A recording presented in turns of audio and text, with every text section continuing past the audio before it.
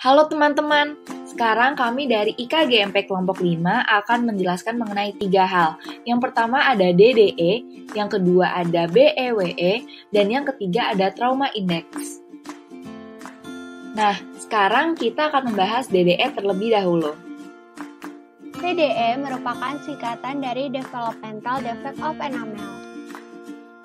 Tahukah kamu bahwa penelitian untuk memeriksa defek enamel sudah dilakukan sejak 50 tahun lalu. Salah satunya yaitu tahun 1934 ditemukannya indeks DIN. Namun karena banyaknya kekurangan, maka pada tahun 1977 FBI membuat indeks baru yaitu indeks DDE.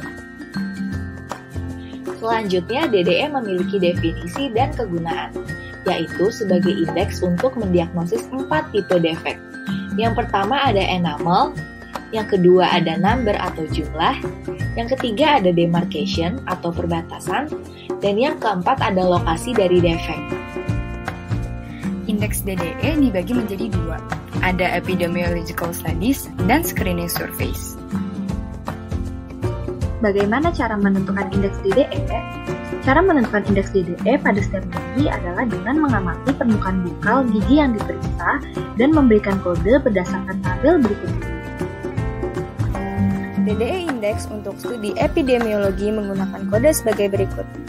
Untuk enamel normal diberi kode 0, untuk enamel dengan demarcated opacities diberi kode 1 atau 2, untuk enamel dengan diffuse opacities diberi kode antara 3-6, dan untuk enamel dengan hipoplasia diberi kode antara 7 hingga 9. Untuk perluasan defek enamel normal diberi kode 0, enamel dengan perluasan defek kurang dari 1/3 diberi kode 1, enamel dengan perluasan defek 1/3 hingga kurang dari 2/3 diberi kode 2, dan enamel dengan perluasan defek lebih dari sama dengan 2/3 diberi kode 3. Sedangkan DDE Index untuk survei screening menggunakan kode sebagai berikut. Untuk enamel normal diberi kode 0, untuk enamel dengan demarcated opacities diberi kode 1, untuk enamel dengan diffuse opacities diberi kode 2, untuk enamel hipoplasia diberi kode 3, dan untuk defek lainnya diberi kode 4. Basic Erosive Wear Examination. Basic Erosive Wear Examination atau disingkat BW merupakan sistem scoring yang menilai tingkat keparahan erosi gigi. BW menilai permukaan gigi yang terkena dampak paling parah di setiap sekstan dan skor kumulatifnya akan menjadi panduan dalam pengelolaannya. Erosi gigi merupakan kondisi rongga mulut ketiga yang paling sering diobservasi setelah karies dan penyakit periodontal, dengan prevalensi yang hampir sama dengan hipersensitivitas dentin. Namun, masih banyak masyarakat yang mengesampingkan erosi gigi. Meskipun cenderung memiliki perkembangan yang lambat, potensi dari erosi gigi memiliki dampak yang sangat luas. Perhitungan Basic Erosive Wear Examination diawali dengan pengukuran tingkat kausan menggunakan 4 poin skala. Nilai 0 tidak ada kausan, nilai 1 kehilangan awal tekstur permukaan gigi, nilai 2 kehilangan jaringan keras kurang dari 50%, dan nilai 3 kehilangan jaringan keras lebih dari 50%. Lalu gigi dibagi ke dalam 6 sektan. Seluruh permukaan dari setiap gigi pada setiap sektan dilakukan scoring dan hanya diambil skor tertinggi. Hal ini dilakukan pada setiap sektan. Skor tertinggi dari setiap sektan dijumlahkan, dengan demikian didapatkanlah indeks BW. Kemudian, interpretasi hasil perhitungan BW. Setelah dilakukan pengukuran pada seluruh permukaan gigi, maka akan didapatkan skor tertinggi BW dari setiap sektan dari mulai sekstan 1 hingga sekstan 6. Kemudian seluruh skor tertinggi dijumlahkan dan hasilnya merupakan skor BW individu. Lalu selanjutnya skor BW individu digunakan untuk apa? Yaitu menggambarkan tingkat keparahan kondisi erosi gigi pada individu maupun pada populasi, dan akumulasi skor BW akan dikelompokkan untuk menentukan risk level dan rencana manajemennya. Kemudian, risk level dikelompokkan menjadi no risk untuk skor BW individu 0-2, low risk untuk skor BW individu 3-8, medium risk untuk skor BW individu 9-13, dan high risk untuk skor BW individu 14-18.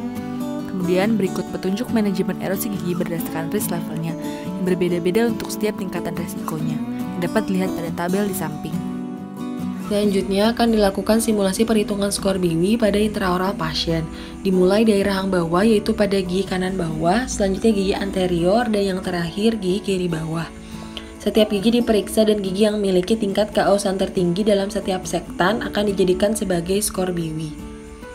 Pada sektan 6, yaitu pada gigi kanan bawah, terdapat tambalan pada gigi 4-6 dan gigi premolar tidak rusak. kemungkinan grade 1. Pada sektan 5, yaitu pada gigi anterior rahang bawah, terdapat kausan yang sangat sedikit pada setiap giginya, maka diklasifikasikan sebagai grade 1. Pada sektan 4, yaitu pada gigi kiri bawah, pada permukaan oklusal terdapat dentin yang terekspos pada seluruh permukaan. Kausan lebih besar dari 50%, maka diklasifikasikan sebagai grade 3. Pada rahang atas, terdapat jumlah yang seimbang dari kausan oklusal pada seluruh gigi. Pada sektan 3, yaitu pada gigi kiri atas, kemungkinan grade 3. Pada sektan 2, yaitu pada gigi anterior rahang atas, terdapat restorasi, akan tetapi tidak terlihat banyak kausan, kemungkinan grade 1. Pada sektan 1, yaitu pada gigi kanan atas, terdapat beberapa kausan pada permukaan oklusal, tetapi tidak ada dentin yang terekspos, maka diklasifikasikan sebagai grade 2.